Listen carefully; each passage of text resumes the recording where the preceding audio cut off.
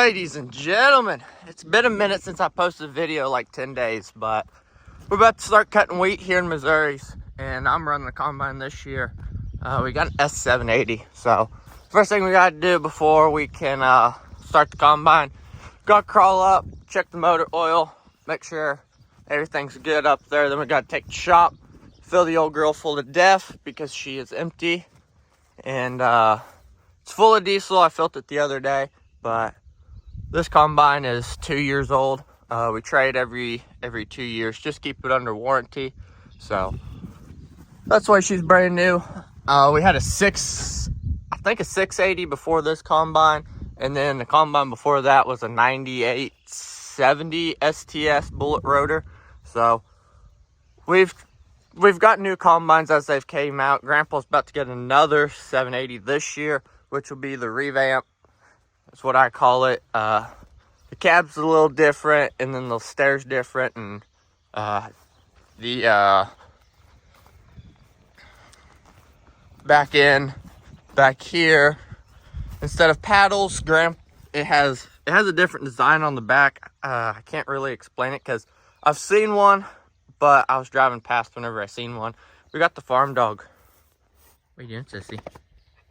Yeah, farm dog. So let's hop up here and check the oil. So this is where the DEF goes on our 780. And then right here is diesel fuel.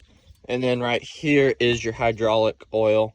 And then this normally takes 2 hands. But to get to the oil, there's just it in there.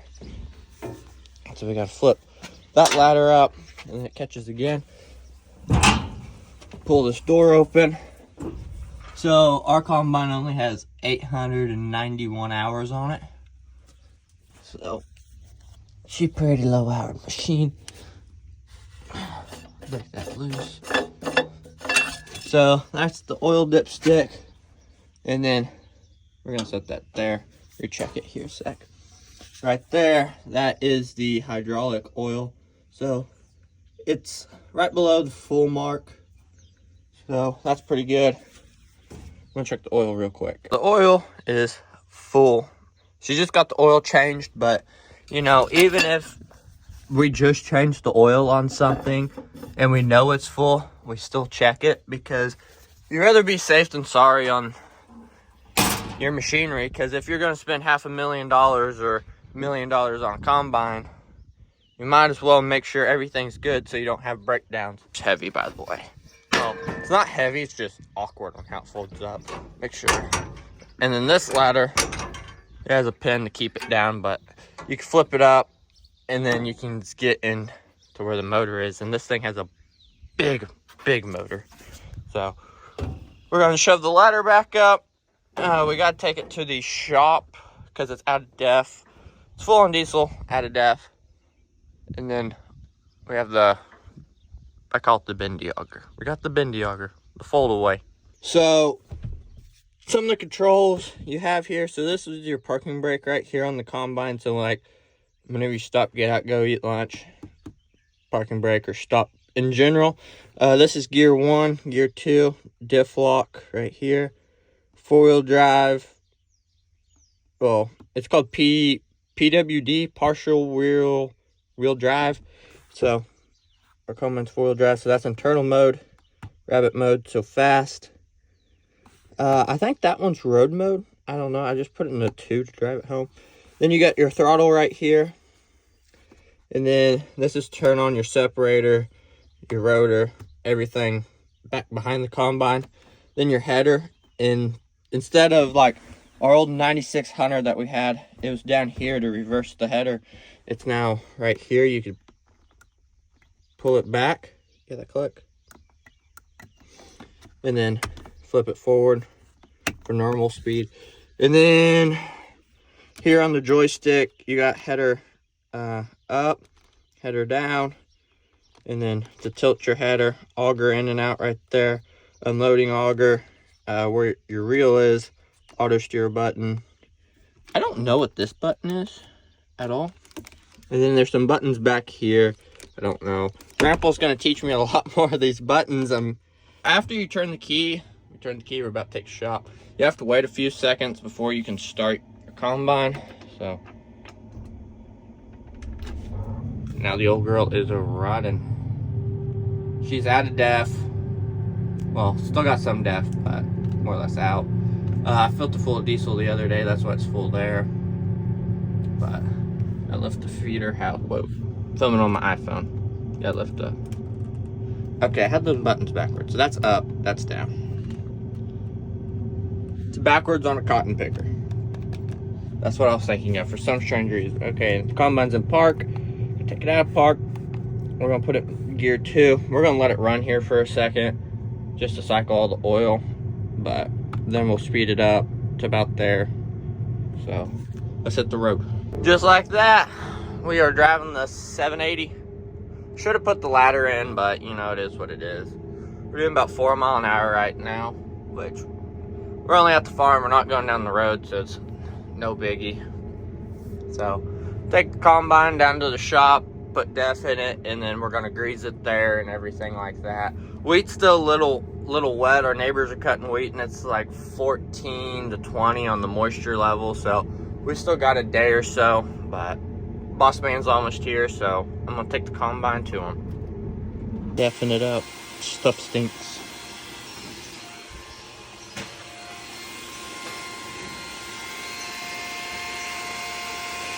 So the combine's ready to go.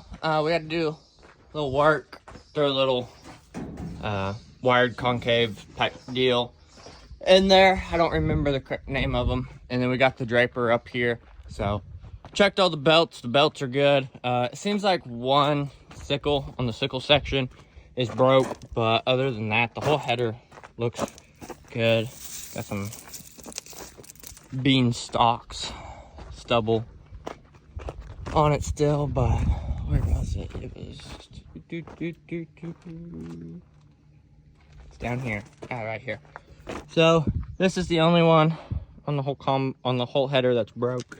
So when Grandpa gets back up here, me and him's gonna do that. But combine's ready. Boys are down at Nana and Papa's getting the grain cart right now, so that is good. I wish I had my actual camera to shoot on, but I don't. We also used the Duramax. Get the header trailer, so everything's going good. Combine's ready. Everything ready on it. John Deere goes through our combine every year. Look, it even got a supercharger on it right there. Supercharger. But John Deere goes through the combine, and they went through the header, and then it gets power washed every year. You shove that out a little. So, yep, that's it for now. So we had to put some new sickles here on the combine. We had a couple that was broke from being harvested, and then we had 2 down here. Eric must have got them already, but we had 2 down here that was junk. So a couple sickles on the combine header, getting ready for wheat harvest. I think we might go try to cut wheat today. Not 100% sure yet, but I gotta tighten this bolt here up. Get this one tight. Yeah, that one's good. I'm just snugging them right now. Just gonna show you guys how it all goes back together. That one's tight. Oh, that one's. Oh, dang it. That one broke off. Fun. Well, now we gotta get a punch. Knock that one out. Then we can put this back on here. Everything should work.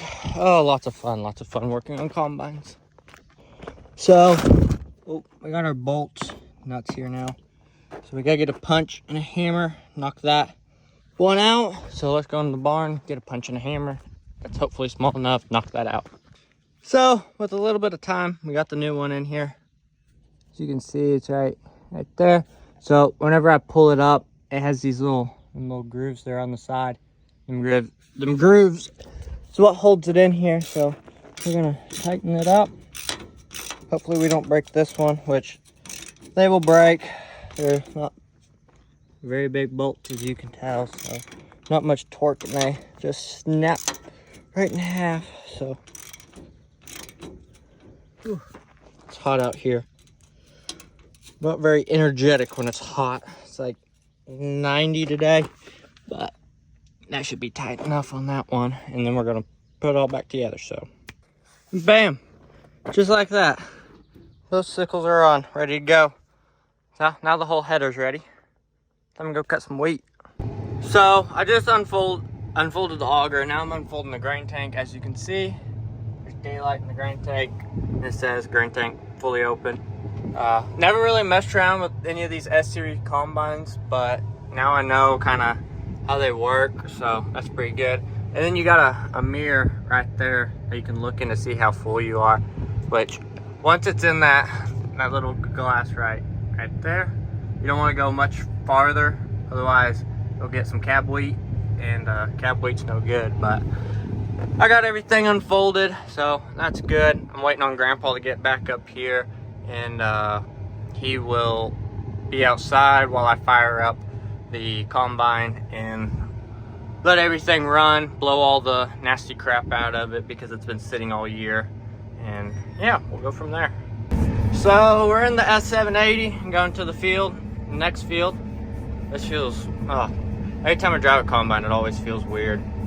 But we're going to the field. We got a nice drive before we can be there. And we're rocking 22 mile an hour over there. Zoom in here real quick. 21.6 now, so combine isn't the fastest thing in the world, but hey, it gets the job done. So I'll see you guys once we hit the wheat field. So we just got here to the combine with the seed tender and Duramax, and my brother's gonna start double cropping this field of soybeans today. But yesterday when me and Grandpa were cutting, there's ideally goes around here, which I'll go down here to the other end, show you what it looks like. But it decided, this piece right here, it decided whenever we went by a low tree limb that this metal tooth was gonna catch a tree limb, went into it, messed it all up, and then we went to unload the combine. And well, as you can tell, this big old chain right here, wow, it is super loose. So we couldn't unload the combine for how loose that chain is. Chain came off the sprocket right there, so I gotta crawl up there here in a little bit, fix that chain, and then we got to finish putting this piece on the header. It was all bound up and stuff like that, but we did cut wheat yesterday. I need to get in the combine and move it up here a ways so we're not in the bean stubble, well, wheat stubble and everything like that. But the combine ran pretty good yesterday. It's got some wheat on it still, and the wheat moisture was about 14.9. It's nice and dry this morning. We could be running right now, but we're not running because combine's down. So we're gonna get everything fixed, and then we will be back to cut wheat. We made a pass down and a pass back, and so far everything's going pretty good, besides minor issues. But you know, it's the first day, so can't complain too much. Oh, Grandpa's in the combine now, cutting a little wheat. Got the New Holland here. We are ready to go. So we're cutting, and me being me and the combine not set right, kind of built it up a little too much. But back into the nice cold cab we go. I was eating a little lunch. My brother's over there in the New Holland, on his way over here. Come on, slowpoke, speed it up. So I'm gonna sit here trying to get at least one pass around this field, which I need 2. So what I'm gonna do is I'm gonna do 2 passes around this part right here, and then I'm gonna split it right over there somewhere. So then I'm gonna split it into 1 pass so I can do my 2 passes, and then we can cut this section here out, and then we can go over there and we can cut the in row out, and then we can start using our auto steer again. But combine's running pretty good. Everything's dialed in perfectly. So we're just waiting on my brother to get over here so then I can dump on him, and we'll be good. Oh, look at that beautiful winter wheat going into the combine. Looks pretty good. Looks real good. My brother's up there with Grandpa. He's about to double crop, and I'm right here in the combine. Oh, let me go a little faster. So I'm cutting the wheat field. We're planting the wheat field right after the combine runs the pass. So planter's 60 foot, header's 40 foot. So 2 passes of the combines, 1 pass of the planter. Wheat's doing, oh, yep, it ain't even working. So wheat's running about 70 to 60 bushel to the acre, which isn't terrible.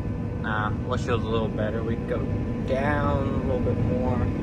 You know, we're not missing any heads. Rather be safe than sorry. Moisture is 14.9 to 15, so not much of a difference, but yep, pretty fun to run this old girl. So I'm gonna hop off here and cut some wheat. Well, Grandpa kicked me out of the combine because I was doing such a good job. Now I'm double cropping soybeans right now in behind the combine. Because my brother went to a doctor's appointment, so we're shoving soybeans in the ground. Trying not to leave any skips there on that monitor. And trying not to overlap too much, but that's kind of hard to do. So we're just out here in the wheat field that we've planted all, well, cut, decide that we've cut, and we're going back and forth, getting it done. So the seed population is 140,000, so we're planting 140,000 seeds per acre, quite a bit of seeds. And we got our AB line set, kind of threw a little angle on this so we're not just running directly with the wheat stubble, which is pretty good. Most of the time when we double crop, we throw a little bit of an angle on here, but we planted around the edge since this whole field's not painted, so we just planted it right up there to the end of that waterway up there. So that's how we did this, and then you plant into where you have already planted before. And then once the whole planter makes it in a good distance, you lift her up, you turn around. Planting's probably one of the easiest and hardest jobs at the same time, because when this planter doesn't want to work, it sucks. It is miserable. But when the planter works, easiest job ever. You got to click it down and turn on that big vac motor right there. We're running our vac motor about 20 pounds, so not too high, not too low. A lot of different moving pieces on this planter. You got those big wheels right there. If I can say steady. Big wheels are the closing, well, gauge wheels. Behind them, the little wheels are the closing wheels. Then you have your disc openers or your disc in there. That thing beeps a lot too.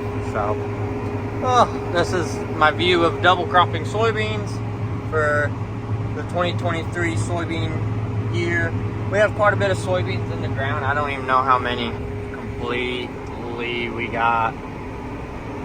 So we have planted 2,659.7 acres of soybeans. So quite a bit of soybeans. As you can tell, we're at 139,000 seeds per acre. The goal is 140,000 seeds per acre. So not terribly bad. The truck drivers today are their own grain cart operator, as we got Eric going to the grain cart. Grain cart has 1 dump on it, I think. I should call him and let him know. And Eric is driving the Kenworth WT800, I believe. It has a Cummins in it with a Tempty. And then we got the seed tender, your Duramax, and then Grandpa's Denali out here. So we got quite a bit of stuff out here. It takes a lot of stuff to be a farmer. So we're getting it done slowly but surely. And then here's your 2 planter boxes. There's my radio, but it don't work. I don't know why. It just quit working. So we're gonna plant some soybeans. This is a long video, so sorry about that.